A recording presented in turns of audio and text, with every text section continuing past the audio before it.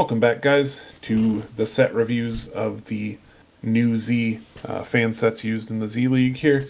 I'm Derek, and we've got... And this is Nick.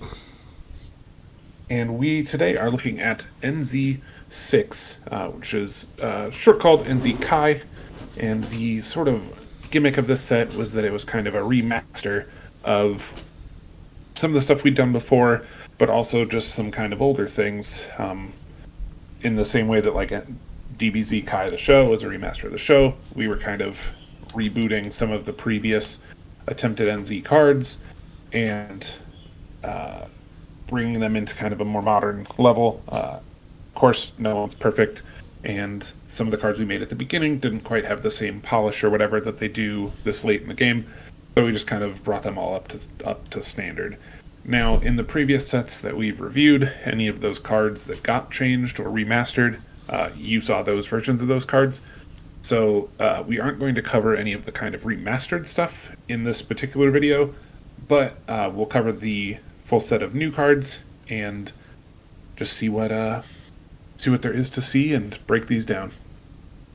We'll go through kind of the same fashion as before. I'll talk a little bit, Nick will talk a little bit, and we'll just take a look at all and see what we can find.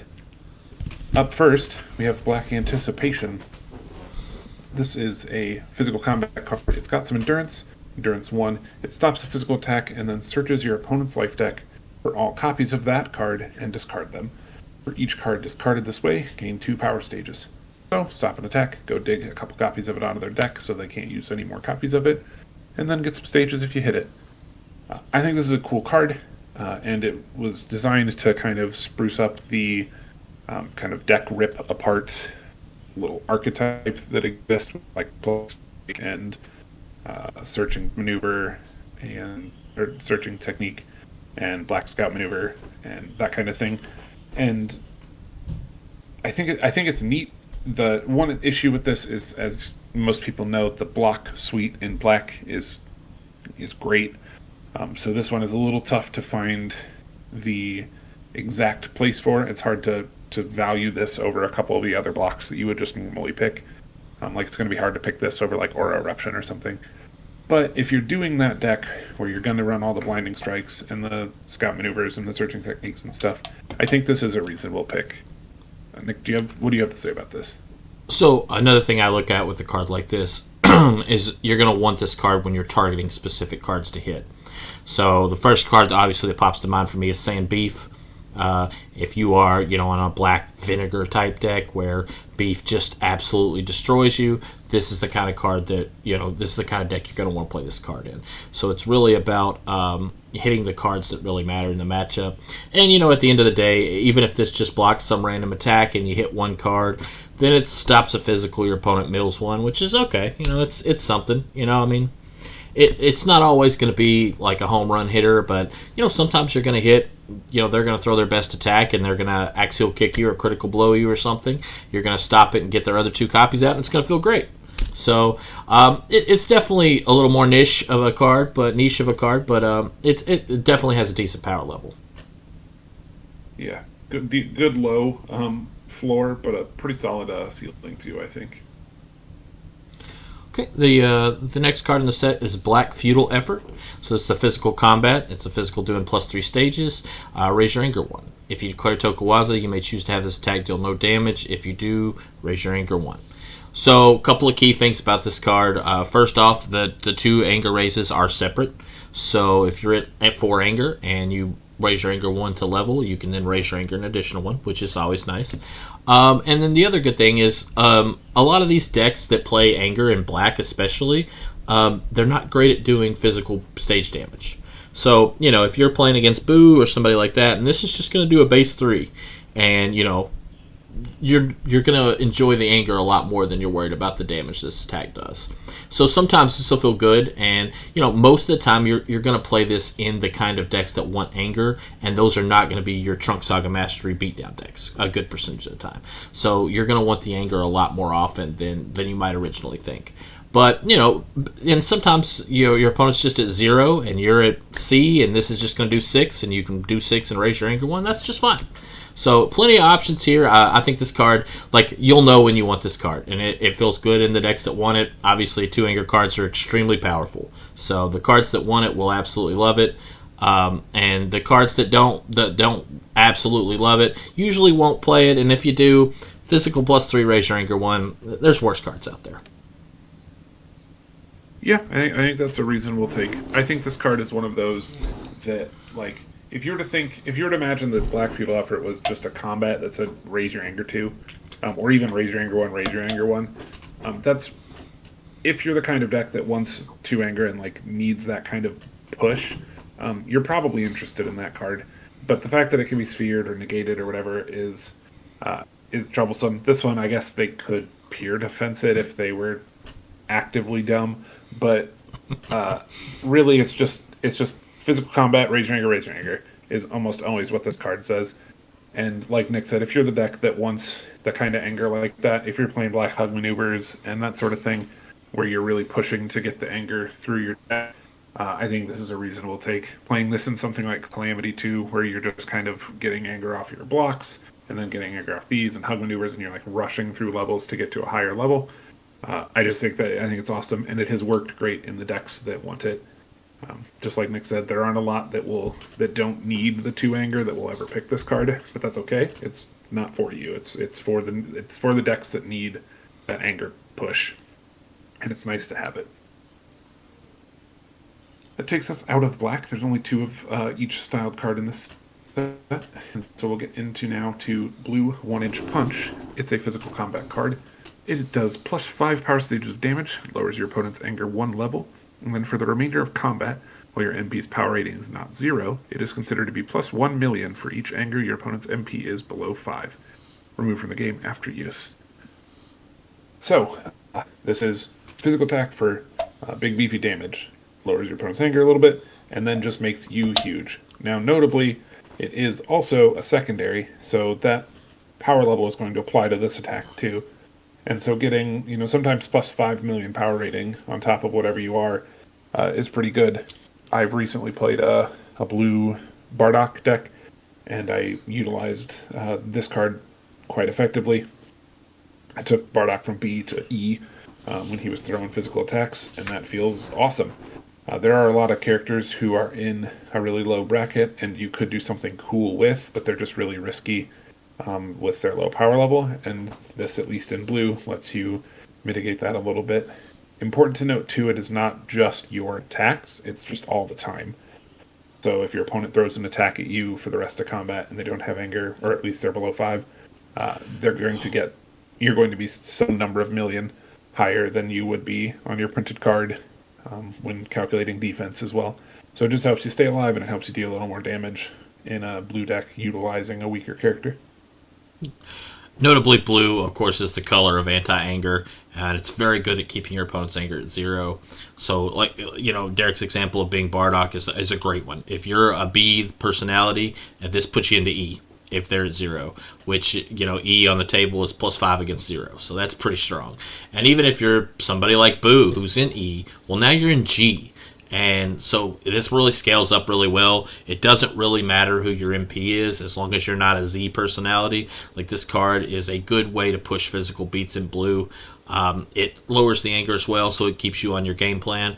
I think most blue beatdown physical decks are going to like this. It kind of just fits every single role. The only deck that's a blue physical beats deck that I don't love it in is Trunk Saga because of the weird interactions with that mastery. But if you're playing, an Enlightened deck, or if you're playing a Divinity deck or something like that, MBS, this card's great, and you're probably going to have 3 of it in your deck every time. Yep, agreed.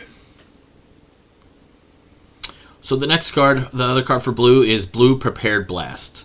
So this is an energy combat. It's energy attack. Costs 1 power stage to perform. Search your life deck or discard pile for a non-combat card that can perform or copy an attack and place it into play. And of course, it removes from game after use.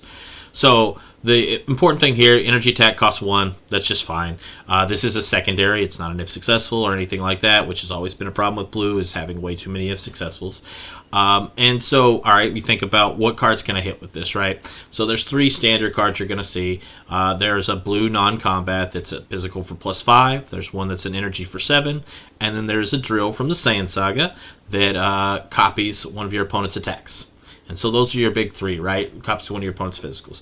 So those are your big 3. Generally, you're going to play this in energy decks a lot of the time. So you're going to want either the drill, because drills stay in play, or you're going to want the blue key buildup, which is the energy version of the attack. This is great because key buildup doesn't remove, so you don't even have to play a ton of key buildups because it searches your deck and discard pile. You can play 1, 2 key buildups and 3 of this, and you're going to have access to that key buildup every single time. So Yamcha is a personality I really like for stuff like this. Anybody who's in a blue energy shell, like this card to me is an auto include in blue energy because of its versatility, because of how quickly it can stack damage. This itself is just an energy for 4, but even if you're just getting key build up, that's 11 damage worth of energies right there. So I think if you're on energy, this is going to be a card you're going to want in your deck. It does need to be more of a pure energy deck, or at least a non-combat heavy deck that would want the drill or something like that. But it's a very strong card, and it feels really good when you get to put more attacks into play. Yeah, put more attacks always feels good. I think that this card is really leading the charge of putting blue energy to just about there. This and then blue Kamehameha Blast from NZ4, both are just huge contributors to blue energy being any good. And I think, I don't know if it's quite there, but I think it's really improved a lot. Yamcha, especially blue energy Yamcha, is very good, and this card having a low base damage means the Yamcha can grab it, and then chaining that into grabbing a 7 life card attack. If you're playing it in Divinity and you're getting damage buffs from your Mastery too, that's also good. So you can really kind of string this into some extra damage. You can, if you're get cute with it, you can do kind of the hybrid thing where this is just sort of fine in a deck, and you can play the physical attack one. But I really think that's mostly wrong. I think you should either be grabbing the copy drill or the energy attack most of the time with this card. But either of those cards, I think, are good choices, and I think this card's just very strong. Both of the cards in this set for blue, I think, are borderline staple additions to the blue suite, especially the last card, 1-Inch Punch. But this card, if you're playing blue energy, this is the first 3 cards you put in the deck. That takes us into Namekian now. So we've got Namekian Piccolo's Hellzone Grenade.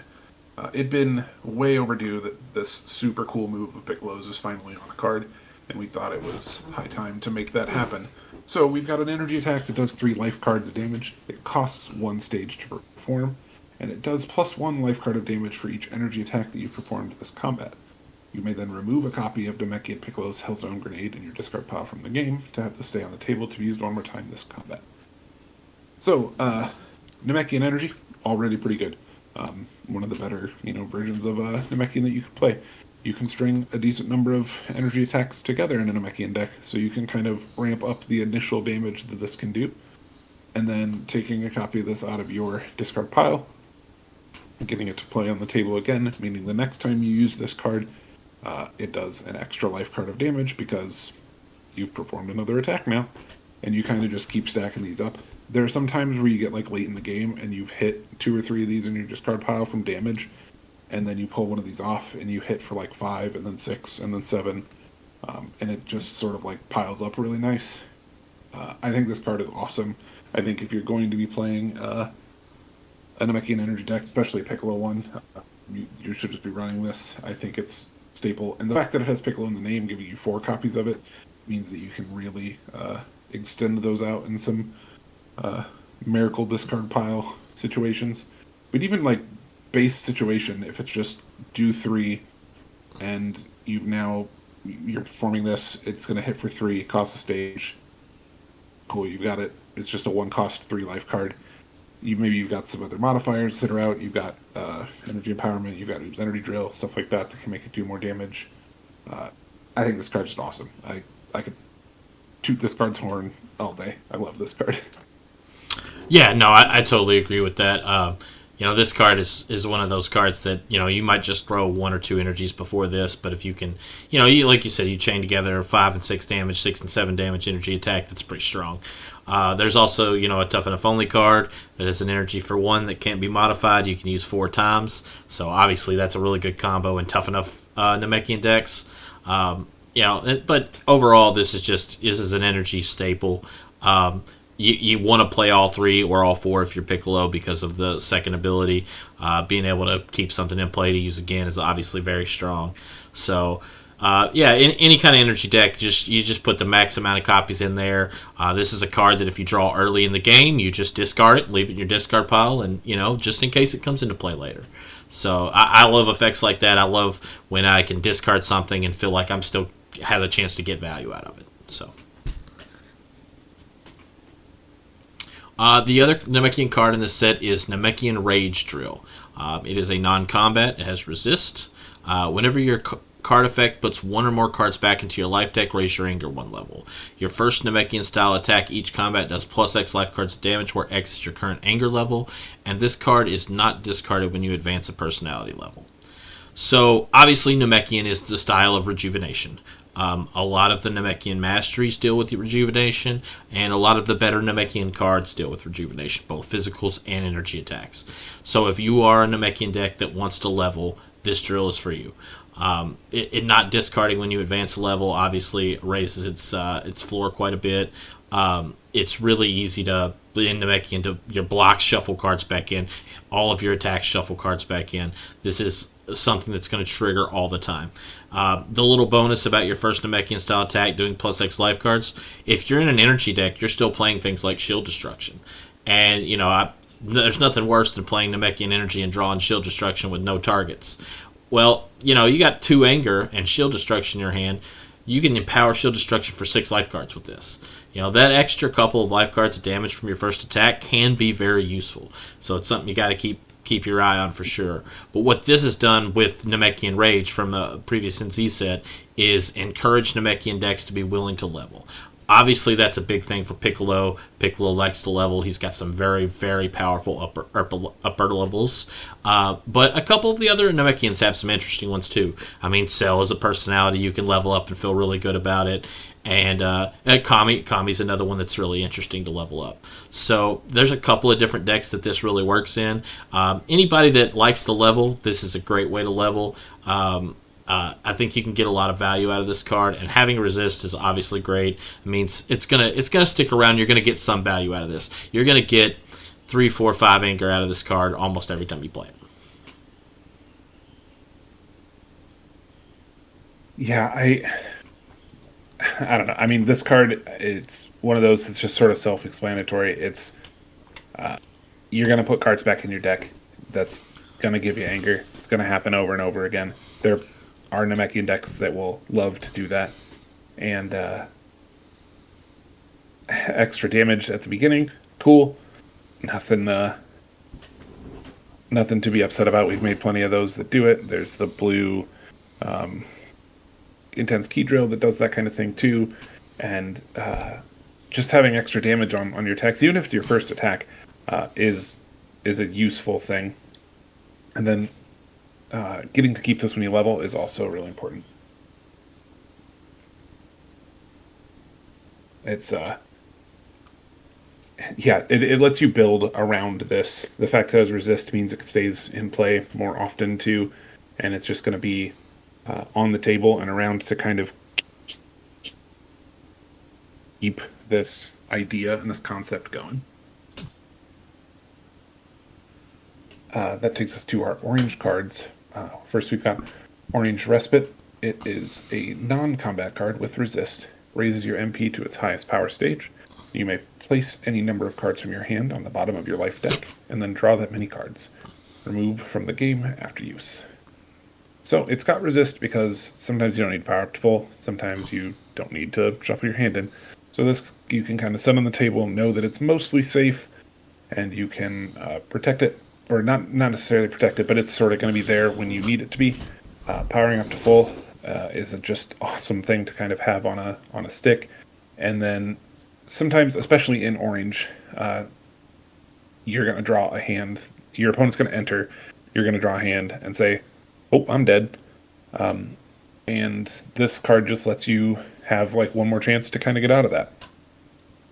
If you're the kind of dedicated, like super non combat stall orange like MBS deck, this is not going to be like great for you because you're going to discard, or you're going to like bottom deck your 3 non-combats that you drew and then draw 3 cards and get 2 non-combats and a block or something. It's going to be like marginally better. But if you're an orange deck that is kind of doing the drill thing but sort of fair, you're going to love this card. You can play, the handful of drills that you'd like to play. You can play the couple of nons that you need and build the deck that sort of maximizes the strength of the other half of orange, the drill half, while still being kind of an attacking base deck. And having this card to be able to oh shit button once if you need to is just very, very handy. Yeah, this game is really bad about overrunning your opponent. You can definitely you get in a lot of spots where you can just overrun your opponent and kill them in one turn, or do most of their life cards in one turn. So orange is definitely a non-combat heavy deck, as Derek was explaining. So the redraw is very big for orange here, and most of the decks that are really good at overrunning you are physical beats decks. So, raising your main personality to this highest power stage it could effectively be a block or 2 blocks in a lot of scenarios. So it's a reasonably powerful effect. It's something that as an orange deck you need to consider, hey, is this something that I can play that will save me from dying once or twice, which it very likely is. So the next card, the other orange card in the set, is Orange Furious Barrage. So this is an energy attack. It costs 1 stage to perform. For the remainder of combat, your orange-style energy attacks gain Raise Your Anger 1, and then you can empower it for 2. Or for the remainder of combat, your orange-style energy attacks gain, if successful, Raise Your Anger 1. You can't win by MPPV. So there's a lot to unpack with this card. On its front, with the Empower, this is an energy for 6 that costs 1, and it raises your Anger 1, and it makes all your future orange-style attacks raise your Anger 1. So orange is a color or a style that's always struggled a little bit with anger gain. They don't have a lot of good ways to do it. It generally has to be a camp deck because it's so bad at raising anger. This card is kind of one of the fixes to that, right? So by not empowering this, you can get 2 anger out of every one of your orange energy attacks. 1 as a secondary, granted by the first part, and 1 as an if successful, granted by the after empowerment. The fact that this costs 1 stage to perform is also pretty useful. That way, if you're not on Trunk Saga, let's say you're on Cell Saga Mastery or something like that, then you can play it more often. Generally, when you have an energy attacking MP that wants to level, orange is not the best style to do it in. So between this and Explosive Wave, it's kind of become not as much of a problem, which is great. This card kind of opened up a new genre of orange energy decks. And I've played with this card a ton. I really like it. It's one of my favorite cards from the set. Yeah, if you weren't going to say it, I was. I love this card. I think comboed with, like you said, with Orange Explosive Wave, and even with like Orange, with Lonely Canyon to reduce all your energies, the Orange energy deck has really kind of blown up into something that is very playable. I play an Orange Yamcha that I love. I've seen other orange energy decks doing much better than they were too. Having 2 anger basically on all of your energy attacks for the rest of combat potentially really is a huge amount of anger. If you can get 2-3 attacks off, you can get level and a half out of that, and that's just a single copy of this card. It's such a needed thing. It's like one of those instances where like one card opened the door for like a whole new kind of deck, and it's so fun when that happens. I love what this card has done for the archetype, and I love what it's done for the color.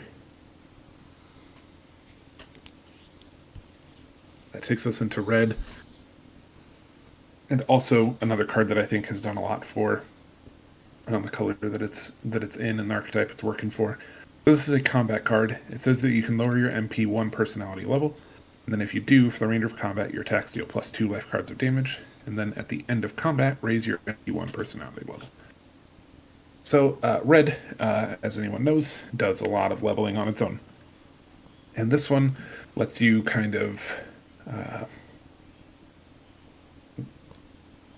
turn that leveling into kind of a resource. You can level, you can then level, you can use your power to level up through natural means with red, like you're going to anyway. Use that power, use this card to level down, make your attacks do more damage, use your power again, get something to level back up, and then even maybe then at the end of combat raise another level and end up another level ahead of where you when you started. Sometimes you just end up kind of right where you were, but you got to use your powers 4 times instead of 2. So it just does a lot for the kind of red bounce around decks that we've been working on kind of creating through things like red unstable mastery, which lets you level up or down when you reach 5 anger. And this lets you do a lot with kind of figuring out which level is the right level for the job, because you can get to something like level 3 or 4 and then use your mastery to like level down to 3, and then play this to level down to 2, and then at end of combat level back up to 3, or get some anger to go to 3, and end of combat go back up to 4. And so you can really see a whole bunch of your levels in a single combat with cards like this, and especially when comboed with unstable. And I think it's created a really neat way to use your anger in red. Yeah, as Derek mentioned a couple times, unstable is really like the mastery that this works really well with. From what I've seen, the best targets for this are a deck where you have a really strong 2 and 3 power that activates in combat, or a 3 and 4 power. Most recently, one of our regulars played a Android 17 unstable deck, and he was bouncing between level 3, which is essentially draw 2 cards, and level 4, which is a big attack. And so he could he'd start the turn on level 4, he would use the big attack, and then he would use this to lower back down to level 3, draw 2 cards, and then he would gain enough anger to raise back to level 4, get to do the attack again. So this card enabling you to use multiple levels is really good if you can set yourself in a position where the 2 levels you're bouncing between both provide different kind of economy. And that's one thing red always struggles with, is card economy. It doesn't draw a lot of cards and things like that. So when cards like this are so useful at giving them the economy they don't have by abusing main personality powers. And that's kind of really what you're looking for in a Quiet Fury deck, is a personality that loves to have personality powers that do things in combat. Gohan is an example. He just has a bunch of big attacks. Anything like that, right? You're not jumping back and forth between guys with entering combat abilities. You're jumping back and forth with guys that have targeted powers that can be used during combat.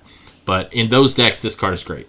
And you'll know when you want this. If you're wanting to bounce around, this is a card that'll help you do that. And the little 2 life card damage boost, it's wild that's almost overlooked as not even part of the card, because that's not where the power of this card is. It's nice, it helps, but that's not where the power is. The other red card in the set is Red Channeling Drill. So this is, of course, a non-combat. It has resist. And it says, once per combat, if you have 2 or more anger, you may lower your anger to 0 to stop a physical or energy attack. So on its surface, this is a defensive red drill, which is a little, unique and interesting. There's not a ton of those floating around out there. But for me, this card is a pulverized staple. Most people know what red pulverized is. It's a physical attack that allows you to search your life deck for 5 red drills and place them into play. Generally, obviously, as a drill deck, you're going to want to stay on a lower level. So I love getting this as one of my pulverized targets, putting this into play, and then using this card to not only stop attacks, but to repeatedly set your anger to 0 so that you don't level, so you get to keep all your drills in play. So that's kind of what this card does for me. Having resist also obviously is great. They have to hit it twice, and in the decks that want to play this, generally you're going to have a lot of drills. So they're going to have a lot of answers for what you're doing. This anything that doesn't want to level can really use this card, really enjoy what this card can bring to the table. But as a general rule, this is anytime red needs card economy, right? They need ways to stop attacks. So this drill just stops an attack every turn. Most red decks can just magically find 2 anger every combat. That's not that difficult to do. So I've been thoroughly impressed with this card so far. I love that it's not a defense shield or anything silly like that. You choose when you want to use it. It feels really good all the time. Yeah, and I think resist goes like miles on this card too, because this is one of those cards that's like good at doing the thing it's doing, but it's not like invasive. Like when your opponent sees this card on the table, they're not like, "Oh man, that's a black weakness drill or something. I need to be gone." This is just like, yeah, okay, I guess you can pay some anger to like stop an attack once a turn. So it's like 1 block a turn, which is great. It's so good to have this, but it's one of those that it's like it tells your opponent. It makes it hard for your opponent to want to burn 2 whole removals on maybe a block every turn. And I think that's awesome. I think that makes it puts it in a really, really good spot power level wise, where its effect is great, and the decks that want it, like Nick said, the polarized decks and stuff, will love this card, and it puts in so much work in those decks. But it also is really not highly incentivized for your opponent to get rid of it, so it's very likely that it sticks around a long time, and you get to get multiple uses out of it, and I think that's awesome. I think it might also be our first straight up Dragon Ball Super image too.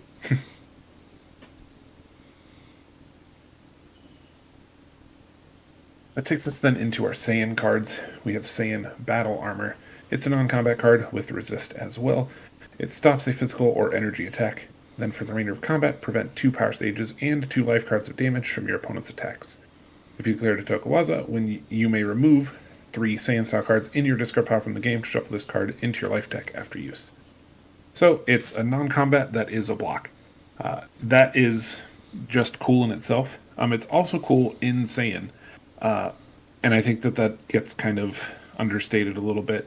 Saiyan wants to have a bunch of attacks, and it wants to draw them, and it wants to punch you with them.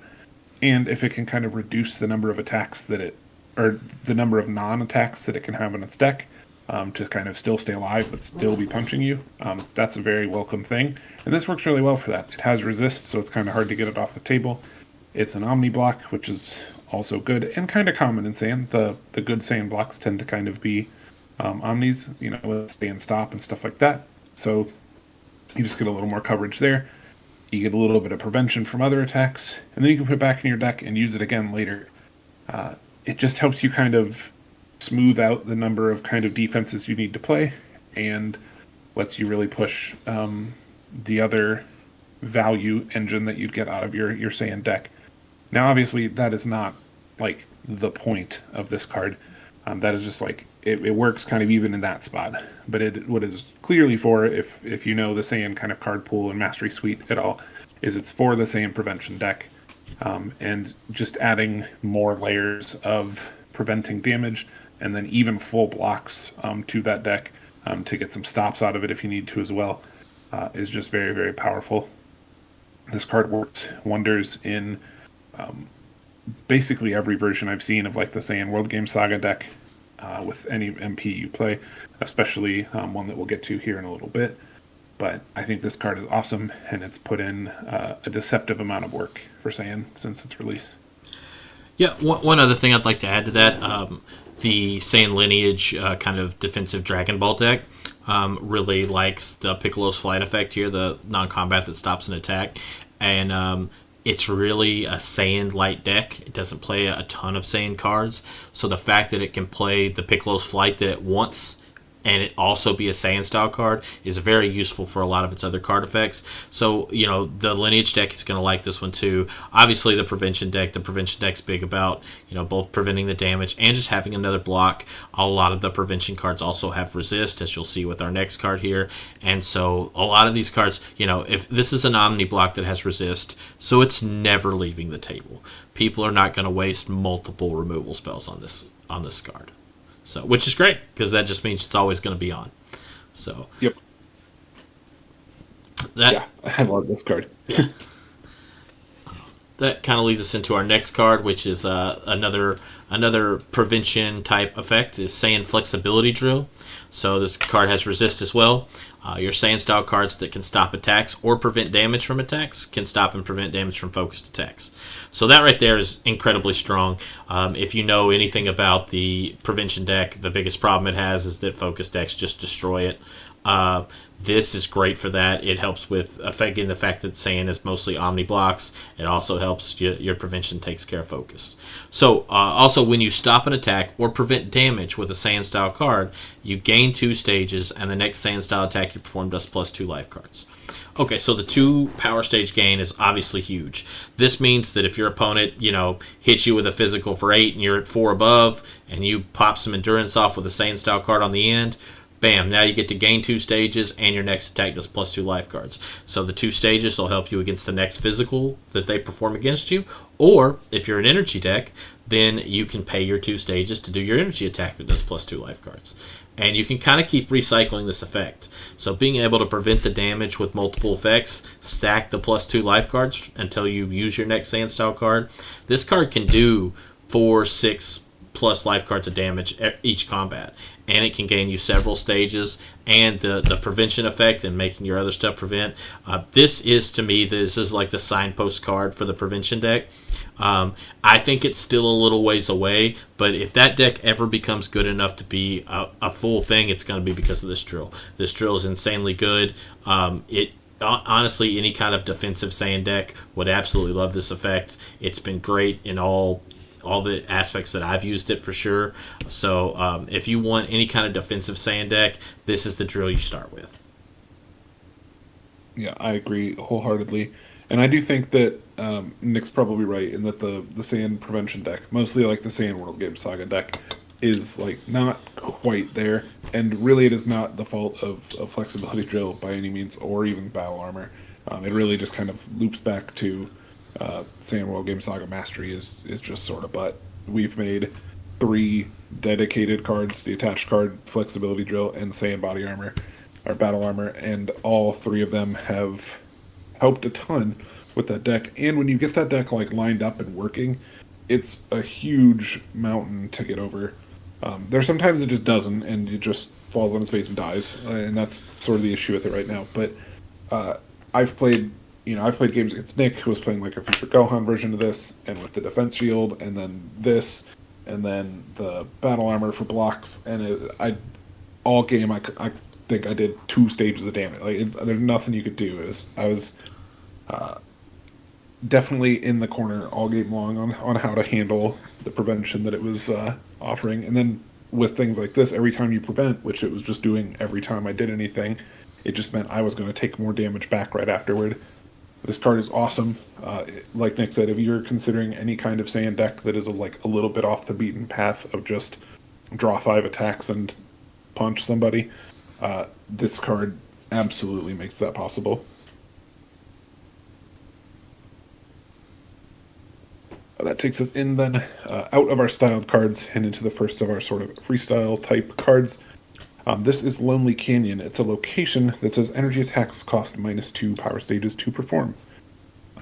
If you've played the Score Dragon Ball Z trading card game, at any point in your life, the kind of general thing that you know is that energy decks are mostly bad. And it's because you get hit with a physical attack, and then you just can't play the game. It's not that you took some damage and you're closer to dead, it's that you don't have the stages to play the cards in your hand, and you're just holding your hand to 4 cards and saying pass for 6 actions. This card really turns that around. Making energy attacks cost 2 less means that you can just be at 0 and just yeet, and just throw all your energy attacks still. It's been huge for making energy decks more prevalent in the game. It's pushing them into standard. It's especially taking them into, it's doing wonders in Tough Enough.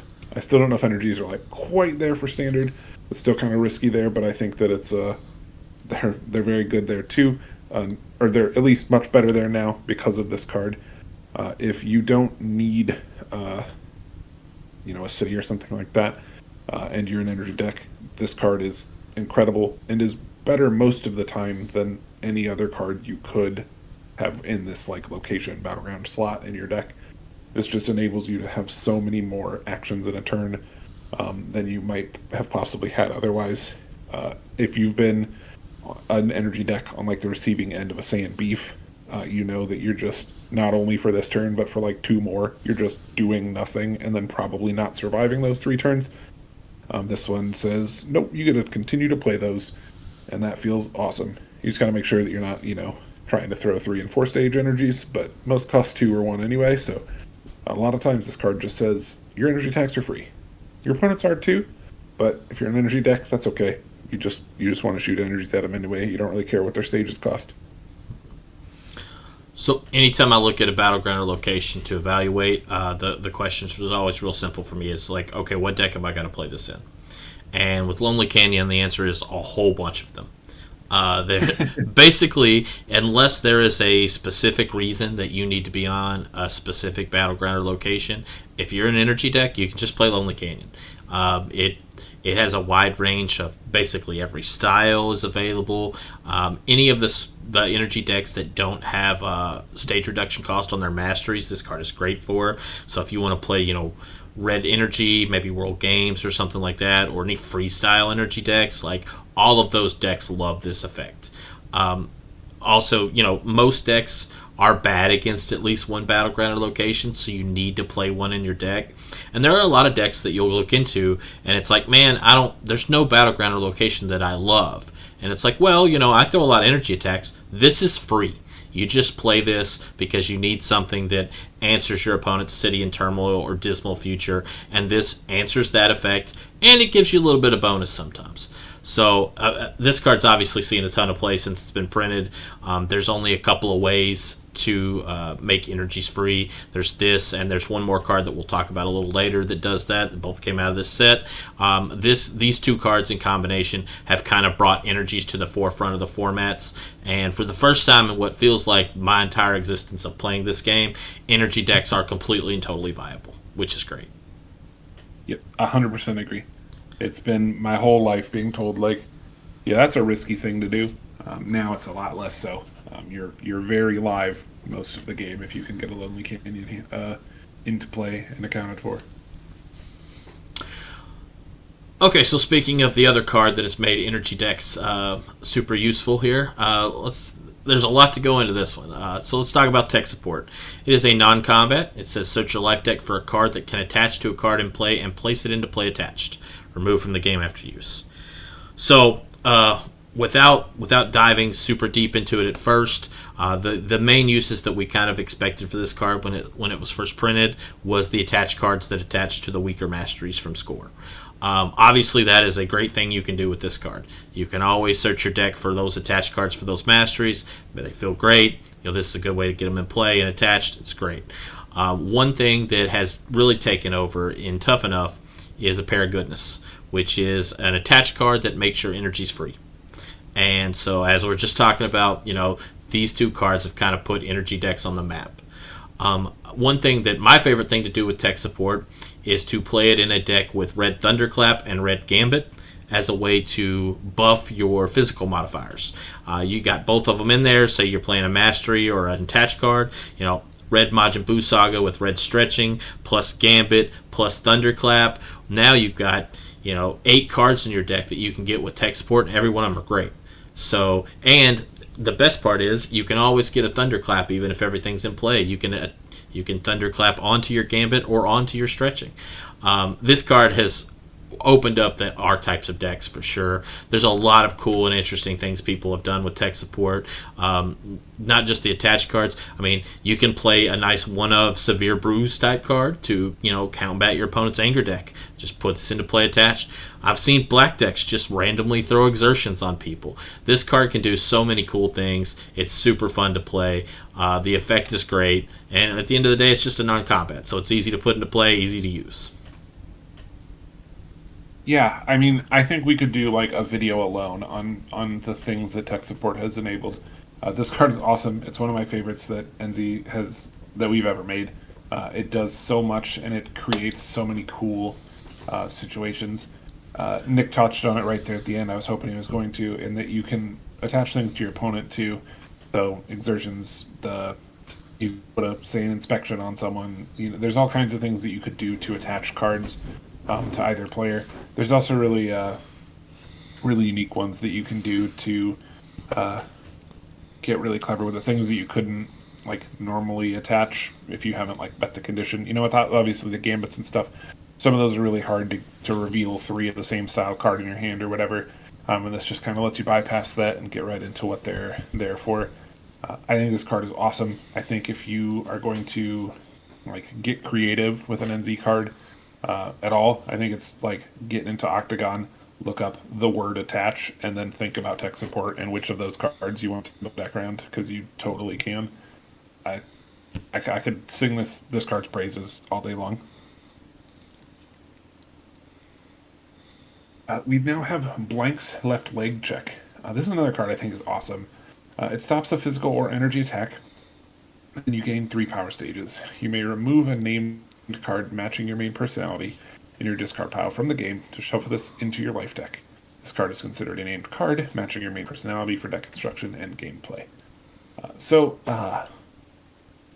This card is for freestyle Tokuwaza. If you are going to use, obviously, the Blue Saga Freestyle Mastery and make a freestyle deck, this card really enables the number of characters who can do that. Before, there was always this kind of issue that some characters just got more named cards. There's a million more Goku cards and Trunks cards and Vegeta cards and Tien and Krillin cards than there are Zarbon cards or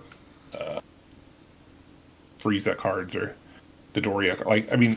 The list goes on and on of all the people who got like a named card or two, and just giving them a named freestyle omni block that gives you some stages and then can go back into your deck to be searched again later off of the freestyle mastery is awesome. Using this even to, if you're just going to discard this card, to then go search for like the actual named card your deck needs, that is it just does so, like, getting to run 3 or 4 copies of this is awesome. It's even worked its way into like super established like tight lists already. Like Freestyle Sword Trunks runs a copy or 2 of this now too, because sometimes it's just important to grab a block, and that's huge. Or drawing this and then switching it into like an actual Trunks named card to start your sword combo or whatever you need to do is really powerful too. Giving yourself a couple stages in Trunks is also very welcome, because sometimes that deck just eats damage because it doesn't have a lot of blocks, because it has to have all the sword cards and the drill cards.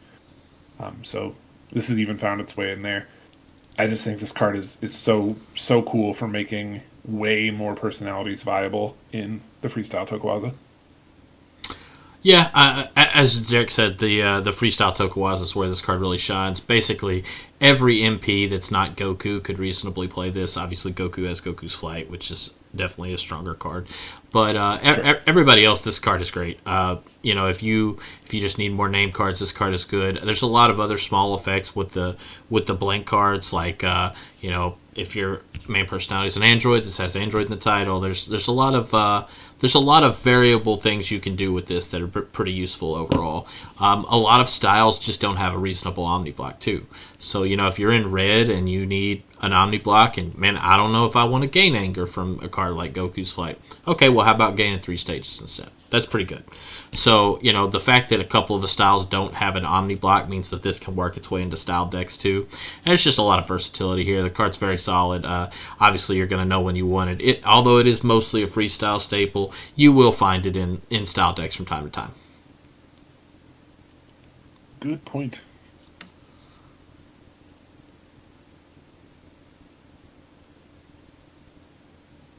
What do we got? What do we got to say about this Gregory here?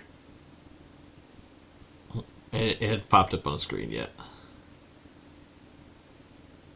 Oh. A little bit of technical difficulties here, guys. All right, so we got Gregory. So this is an ally, and we have the Capsule Corp version. We have multiple versions of it, but this is the coolest one, I think. Of course, Mr. Gregory here is in Z. If King Kai is your MP, he gains resist, which is fairly interesting. So his constant combat power is, Gregory does not need to be in control of combat to use this power. Your personality powers that perform attacks are focused. So obviously it leads you in the direction that it wants you to go. If King Kai is your MP, he gains resist. King Kai has an energy attack that does 5 life cards, costs 1 stage. If successful, your opponent discards down to 2. So with Gregory in play, that attack is focused, and focused energies are hard to block. So that's obviously a very strong route to go with it.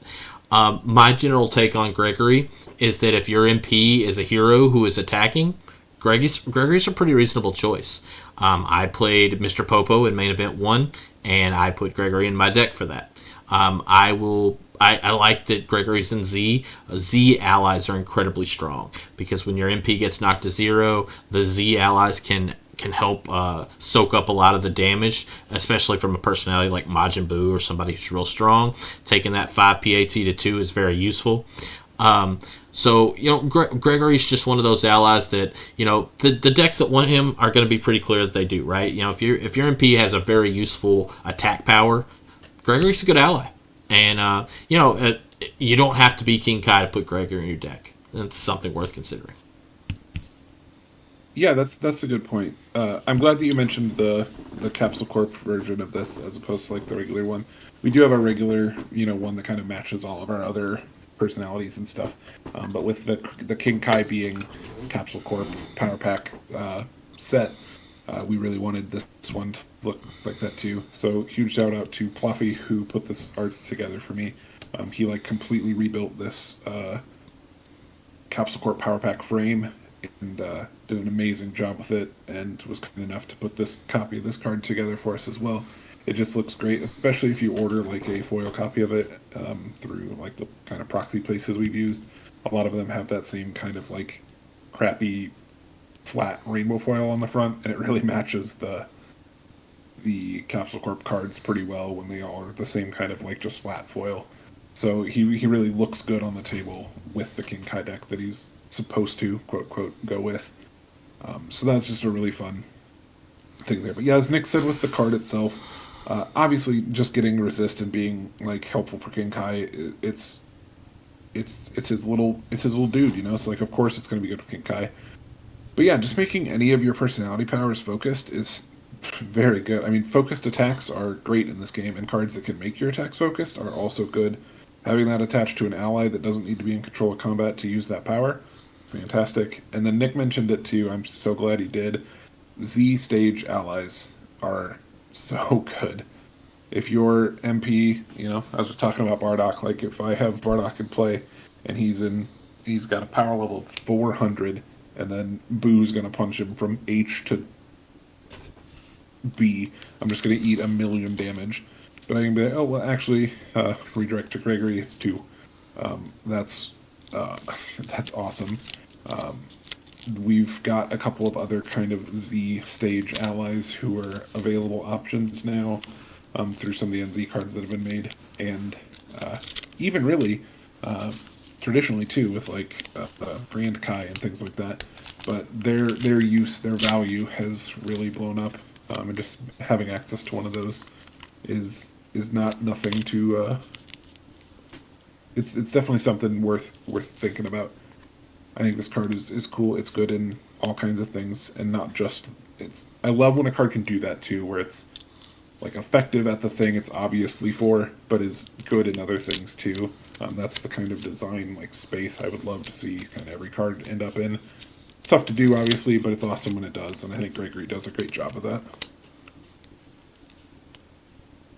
That gives us Dende the Friend. This is I was talking about, the kind of classic template that we use. We do have a Gregory that looks like this too, if you prefer. But he has a parenthetical effect that said, if this card is in your MP stack, your deck may include personalities of any level. For the remainder of the game, you can play allies 1 level higher than your MP. Then his power says, if Dende is your MP, search your life deck for an ally and place it into play at its highest power stage. Now, notably, it says an ally, not a level 1 ally or whatever, so you can go grab any ally you want. And, well, not quite any ally you want, but you can go grab allies of level 1 or level 2 because it was parenthetical. So you just get to kind of start doing some really interesting stuff with your ally decks that you wouldn't obviously normally get to do. You can play some really interesting level 2s. There are some great ones. And then even too, because the effect lasts the remainder of the game, if you get to Dende's level 2 and then start playing level 3s, as we've seen from a couple other iterations of decks that have happened since people have started getting a little more creative with things, the level 3 allies kick ass. There are so many really good level 3s, and you can really make some crazy combos that way. But even if you're just going level 2s, you're just going to straight camp this level and get an ally every turn as a power. That's so good. I mean, there are cards that you run 3 copies of just because you can, that will let you go get an ally, like an Unexpected Allies or a Gathering of Heroes or something like that, that will let you go dig out an ally, and you run them because you need the ally search. But this is, you don't have to draw it, you just have it every turn. The only stipulation is that Dende needs to be your MP. He can't just be an ally digging out other allies. And that is definitely for the best balance-wise. But grabbing this card to... there's some really crazy things that we've seen done with Dende, where people will, South Kai out a Goku or Vegeta, and then will use this power to go grab the other half of the Goku or Vegeta that will then create the Gogeta fusion. You can also grab level 2s and then do things like Elder Kai's Help Drill to then get into the weird Vegito level 2 ally shenanigans. There's all kinds of things that this card enables, and I think it's really cool to have a Dende deck that really leads into kind of the Dende supporting his friends thing that he is really about. The the Frieza Saga one, of course, kind of does that. But this one, I think, is really way more active at it and is much better at making that kind of engine keep moving. I think this level is awesome. Yeah, so from a competitive standpoint, Dende can actually play really well with a lot of the Namekian masteries. Obviously, Dende is meant to be an ally MP, and he's very good at being an ally MP. But what that also leads into is that he's generally pretty good against physical decks, which also means that he's a pretty good energy MP. We talked a little bit earlier about Namekian energy and attacks that can just throw a lot of damage. And, if you'll notice with Hellgrown Grenade, it doesn't say you had to play the energy from your hand.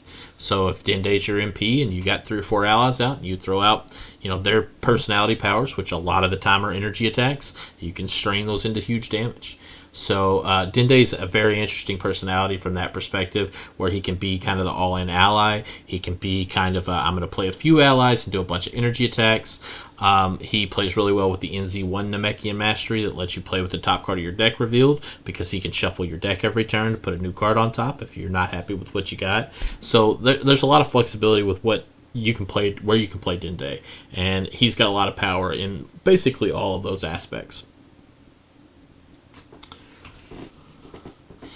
So the next card up here is Jace the Brash, level 2. He is in B all the way. He has a parenthetical. If Jace is your MP, you may also use your level 1 personality power. He has a 3 PUR, and his constant combat power is each time your opponent stops one of your energy attacks, discard the top 2 cards of their life deck. So obviously this level 2 is a throwback to his level 1, which is an energy attack for 5 that if stopped they mill 2. So if you choose to play that level 1, then you can have an energy attack for 5, and if stopped, your opponent discards the top 4 cards, which is obviously great. That's not something they're going to want to stop very often. There's another Jace level 1 that's just a physical block, so you could play that and have this in combination with it as well.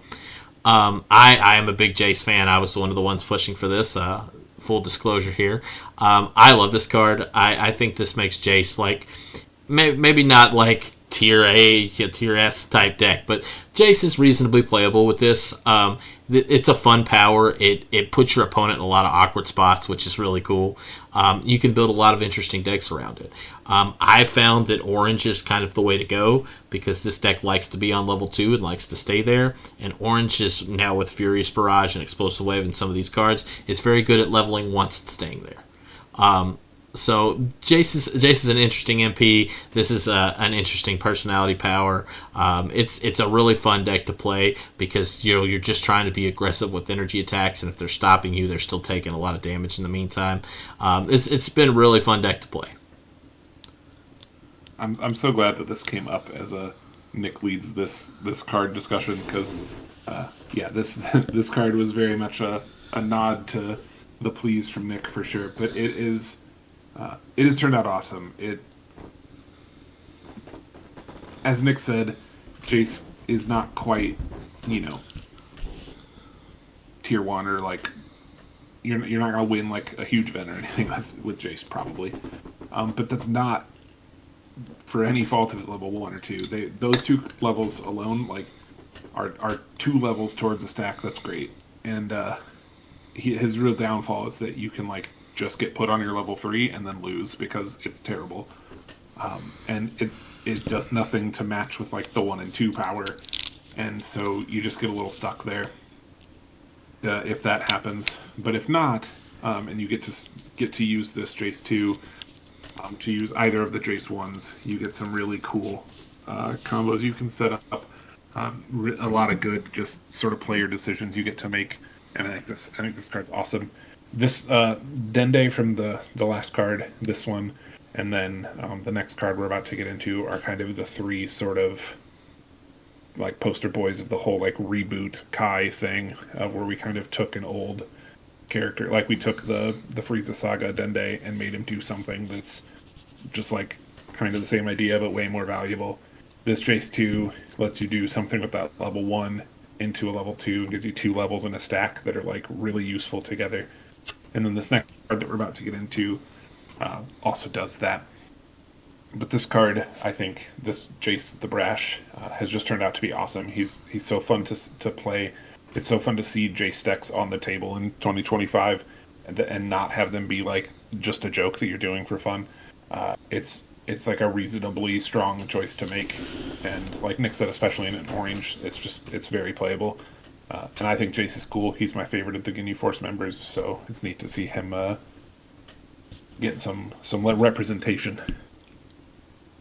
Getting into one other favorite character here, we have Raditz Bad Company. Now this is kind of our NZ Kai boot up of the, just sort of replacing the level 1 from Saiyan Saga that has that classic Saiyan energy deflection that every one of the level 1s had in the Saiyans in that set. But he has a constant combat power that says your cards that can search for drills can also search for styled non-combat non-drills. Your cards that prevent damage can prevent damage from focused attacks. So we'll get to that last sentence in a little bit. Let's talk about this first thing first, because that's the part that's like actually pretty interesting. Searching for non-combats instead of drills. Now you do have to search for styled ones, of course, but if you've played any of this game, especially at like a competitive level, you know that like running nons in your deck, especially styled ones, is a little bit risky. Like there's a lot of non-removal and things like that, and having to kind of draw those naturally, hope they didn't end up in your hand when you entered combat or got entered on, and then still be able to use them effectively is relatively tough to do. But having a card that can just search them, like rip them right out of your deck and put them into play, is very cool. I mentioned earlier when we were talking about Saiyan Battle Armor that we would talk about a card that he was great with. This card is super good with that deck.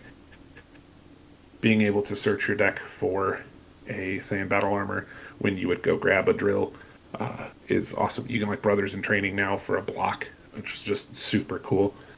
And then that second half of the sentence where you can prevent damage from focused attacks.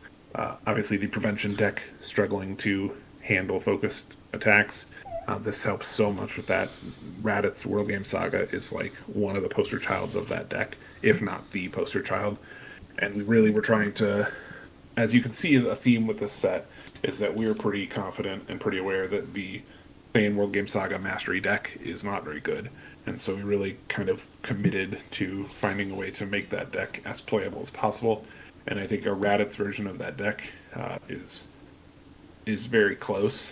And with Flexibility Drill and Battle Armor and some of the other things that you can play now, I think that that's a very, at least doable deck to play. Shifting out of Saiyan, Blue MBS with this MP is crazy. Blue MBS is my favorite mastery in the game. I think it's just so fun to just have, 3 times the deck size of your opponent. And that deck just gets absolutely hosed by the way that focused attacks interact with the text on that mastery. And this one just says, no, that's fine. We're just going to still use our mastery and prevent all those focused attacks. The one weakness that we really do have, or I guess one of the main weakness we have, is really mitigated by that. And he puts in so much work. And then getting to search for styled non-combats in blue. When you would search for drills, there are plenty of cards that can search for drills. Now you can grab blue non-combats.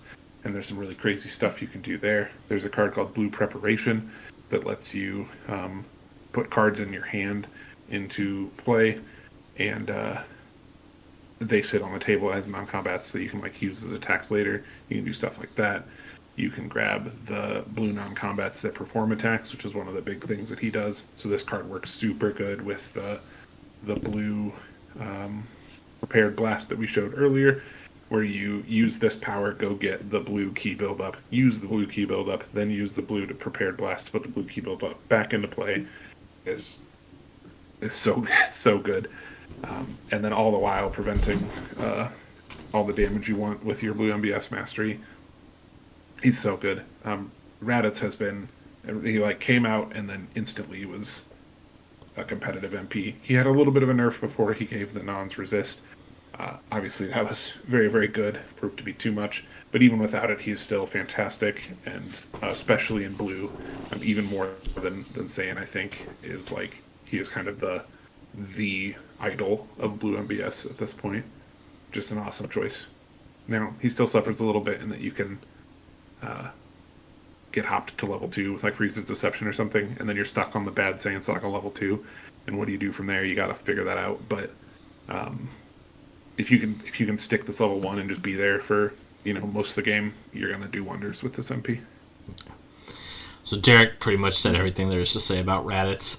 So I'll kind of lead this into another little minor subtopic. For me, a lot of what NZ should be is taking characters that are iconic in the show that maybe didn't get done correctly by score and fixing them. So Raditz, even for a short stint on the show, is super iconic. Everybody knows Raditz, and he's somebody that needs a presence in the game. So giving Raditz this presence in the game, I think, is really great overall. I love that he exists. I love that he's a competitive MP. I think he's one of the better MPs. I think he's one of the best MPs that NZ's ever made. He's a very strong personality, and it's really cool to see Raditz as a useful personality to play in this game in this age. So that's really all I have to add to the Raditz thing. Obviously, Derek covered all the ways in which he's good. It's a very strong MP. Sorry, I got a little winded on him. I think this card's awesome. All right, take a poem. All right, so our last personality here is Mr. Toribot. So obviously, Toribot is a in-memory card for Akira Toriyama, who created Dragon Ball. He passed away shortly before this card was printed. It was definitely the inspiration.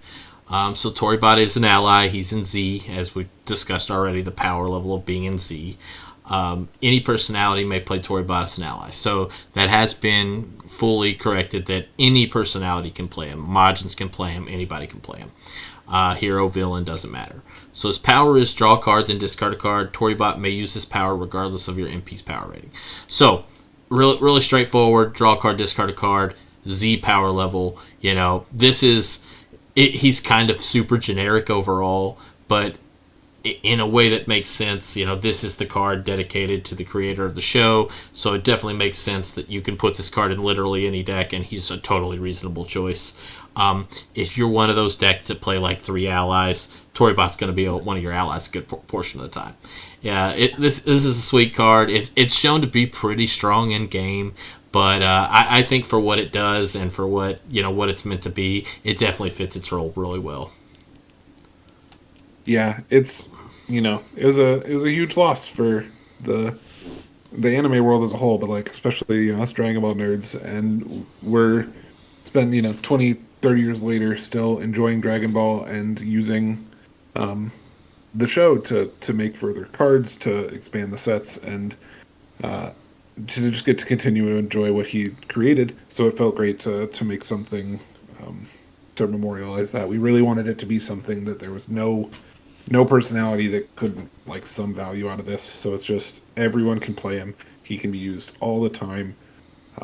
And then he does his effect is just like generically good. Draw a card, discard a card is just fine. That's like everyone can take advantage of drawing a card. But it's also a thematic thing of like Toriyama drawing something and then like crinkling it up and throwing it away and like starting over. And so it was just fun to really make this as like just a shout out to the grandfather of it all, you know. But the card itself is awesome, and like Nick said, if you're just gonna play a couple allies, I think this card's great. He sort of sits in that same like avenue that like Android 14 sits in, where you're gonna play like this 14 and like maybe whatever other guy your deck kind of wants, and that's like it. And my Bardock, for example, I have Toribot, 14, and Guinea. Because Guinea like goes with Bardock, Toribot's just good, and 14 is just good, and he just fits like so well into that slot. The giving kind of everybody access to a Z level personality felt really good too, especially as much as we've talked in this episode here about how important those are. And he's just been great. I think there are a lot of people who've caught on to how good he is. He sees plenty of play. I think there's still a lot of people who are underutilizing how cool Toribot is. And I think just having him around is cool. It's a great memoriam card. Really feels good to let everyone use it. But that's it. That's all of NZ6, NZ Kai, as it was called. It was a really fun set to design and to put together. Now, as I mentioned, the other sort of half of the set, there's only 20 cards we went over here, and the other half of the set was all reboots of things we made before, where we took a card that was kind of underperforming and spruced it up a little bit to just kind of match the way other cards had worked out. And I think the set overall has proven to be awesome, and especially this like 20 card suite of new cards. Nick and I are just sort of bantering a little bit before the video, just like I think every card in the set is awesome. I think all of them are super useful almost all the time. There are a couple cards that are like for like very specific decks, but you're kind of always going to want them in those decks. The only one that's a little bit weak, I think, is the Black Anticipation, and only because like fighting for the slot of a black block is such a hard thing to do because there's so many that are just great. But if you're going to build the deck that's committed to the deck rip mechanic, I think you'd play it. I think the set is a blast. It's one of my favorites. I think it's one of the most inspired we've done. I think every card has like a really strong home where it belongs. I think it did a great job bringing in some iconic characters, Jace and even Dende. Like people like Dende, Raditz especially. Like before we even got into the set, the idea of Kai was that the first thought that we had was that we were going to reboot Saiyan Saga, Vegeta 1, Nappa 1, and Raditz 1. And they were going to get 3 new level 1 MPs for those 3 characters and give them something to do that like made their sort of Saiyan Saga stack a thing you would want to do. All 3 of those characters are a super iconic part of the show. Raditz, obviously, you're never going to play. Nappa, you can kind of play because his level 2 is like sort of fine, but Vegeta, Saiyan Saga especially, like you're never going to touch any of those cards. If you're going to play a Vegeta deck, you're going to play all of his later Vegeta levels. And even now, the Vegeta got scrapped and eventually became Bad Man, which we got into later. But we really wanted to kind of capture how iconic that Saiyan Saga arc is. And the Nappa we didn't quite get to where we liked Nappa. We tried a bunch of things and didn't quite love him. We wanted to save him to really nail him. But Raditz, like right off rip, we knew kind of what we liked, and he landed, and he just felt awesome, and he rode that wave the whole time, and has been great ever since. Nick, do you have any closing thoughts on 6? No, just more confirmation of what you said. Hitting some of these classical MPs was really nice. The good news about this set is that the cards didn't really miss. So, sometimes you print a card and you think it's going to be great, and then maybe it just doesn't see the play you're expecting. But this set overall was Power level's in a really good spot. None of these cards feel like they were necessarily game breaking or anything like that, but they all felt like they had reasonable homes and reasonable spots to play, which I think is kind of the goal of what NZ is now. Is let's try to increase the decks that aren't very good, and try to help out the ones that need it. So Yeah. Well, guys, thanks for hanging out. I know this was a long video. It was a short set, but there was a lot of really good information to share with these cards. It's hard to say little about cards that are awesome, So I think this set just was great. It's hard to stop gushing about it. Stay tuned as we get into next NZ Set 7, Toughest in the World. And we'll come out with that soon enough. Thanks for riding this out, and see you next time. see you guys.